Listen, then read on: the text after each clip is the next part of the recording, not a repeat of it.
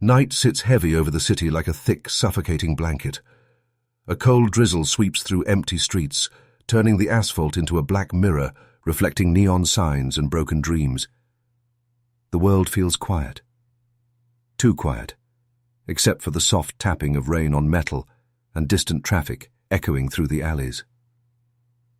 Under a flickering streetlight stands a little boy, no more than 9, drenched, shivering, and alone. His small hands clutch 2 things tighter than his own life, a folded American flag and his father's scratched police badge. Rainwater pours off the brim of the flag, but the boy refuses to loosen his grip. His knuckles are white, trembling. Every few seconds he lifts his head toward the police station doors. Inside, blurry silhouettes move, officers talking, typing, drinking cheap coffee. They laugh at something. None of them see the boy. None of them come out. None of them even know he exists. The boy's lower lip trembles. His father's funeral is tomorrow. The department already told his mother, "We're short-staffed. None of our units can attend." Short-staffed. Too busy. A hero buried alone. The boy swallows the lump in his throat. A tear escapes, mixing instantly with the rain on his cheek. And then, a sound emerges from the darkness. A distant, deep vibration, like the growl of a caged animal waking up. It grows louder, stronger, heavier.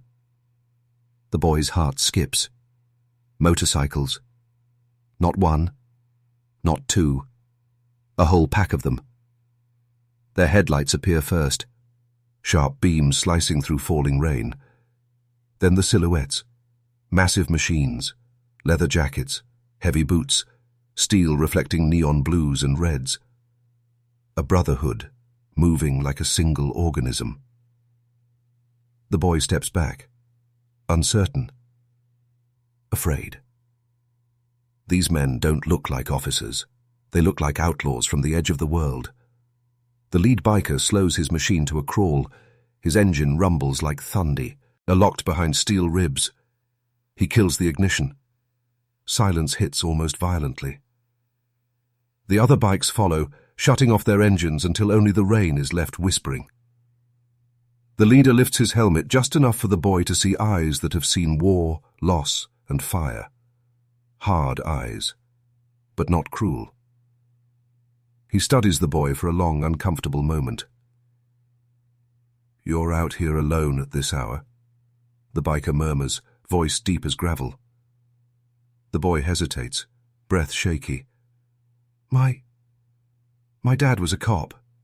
His voice cracks. "He was killed last week." The biker doesn't move, doesn't blink.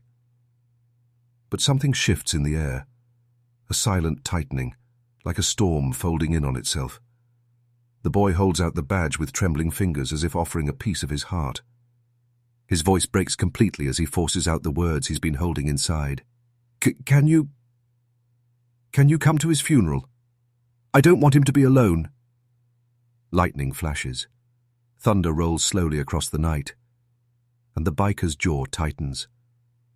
A controlled storm building behind expressionless eyes. The night feels heavier after the boy's words, as if even the rain pauses to listen. The badge lies in the biker's gloved palm, cold, scratched, and carrying the weight of a life lived in danger. He turns it slightly, watching droplets slide over the metal surface. No one speaks. Not the bikers, not the boy, not even the city. Silence stretches like a wire pulled tight. Behind the leader, the rest of the bikers shift their stance almost imperceptibly. Leather creaks, boots scrape wet pavement. It's not restlessness, it's an instinctive, unified response. These men don't need words to read each other's emotions. They can feel the shift in their leader's breathing, in the air around them, in the way his shoulders are no longer relaxed, but drawn inward with a quiet fury. The boy wipes his nose with the back of his sleeve, looking at the biker with desperate, glassy eyes. "Mom said it's okay if someone comes. but nobody wants to. His voice breaks again. No officers, no friends, nobody. The leader's jaw flexes once. A micro-expression, but powerful. A sign of internal tension, of silent conflict. He stares at the police station. Bright inside, warm, full of life. And yet none of those men bothered to step outside for a child in pain. He looks back at the small boy soaked in rain, clutching a folded flag that shouldn't belong in such tiny hands. The biker finally crouches down, leveling his massive presence with the boy's fragile height. His voice drops to a low, growling whisper. "What time?" The boy blinks, stunned. What?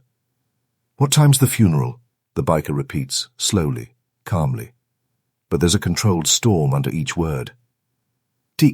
Dawn," the boy stutters. "At Oakwood Cemetery." The biker stands up with the fluidity of a man whose body has seen too many fights, too many good people buried. He turns his head slightly toward his crew. No verbal orders, no explanation. Just a nod. The kind of nod that carries the weight of unspoken decisions and unbreakable brotherhood. Engines don't roar yet. No bikes move. But the atmosphere shifts instantly. The bikers straighten. Eyes sharpen. This is no longer a random night ride. This is a mission. One of the younger bikers steps forward. Tattoos snake across his arm, rain dripping from his beard. "You sure about this, boss?" he asks quietly. The leader doesn't look at him. He doesn't need to. "Kid shouldn't bury a hero alone," he says, voice steady, cold, absolute. "We ride at dawn." The boy's mouth falls open, hope flickering through his sadness like a fragile flame trying to survive the storm. The biker hands the badge back. The boy accepts it with trembling fingers. "Get home safe," the leader mutters. "We'll be there." The boy nods, wiping tears mixed with rain, then slowly backs away, watching the silent giants standing under the neon glow. Watching them like they're angels carved from steel. As he disappears into the rainy darkness, the leader finally turns to his crew. "Make it clean, make it respectful." A pause. "And make it loud." The bikers smirk, small dangerous smirks, and tighten their gloves. The confrontation isn't with a villain. Not this time. It's with a world that failed a child. And these men? They don't let that slide. The sky is a muted grey, the kind of colour that feels like the world is holding its breath. A cold morning mist creeps along the ground, wrapping the cemetery in a pale, ghostly blanket. The trees stand still, branches heavy with dew. The small casket rests near the centre, simple, wooden, heartbreakingly small in the vast open field of graves. No crowd, no officers, no honour guard. Just a lonely boy holding a folded flag, and his mother wiping quiet tears with trembling fingers. The silence stings. But then, in the distance, a low rumble.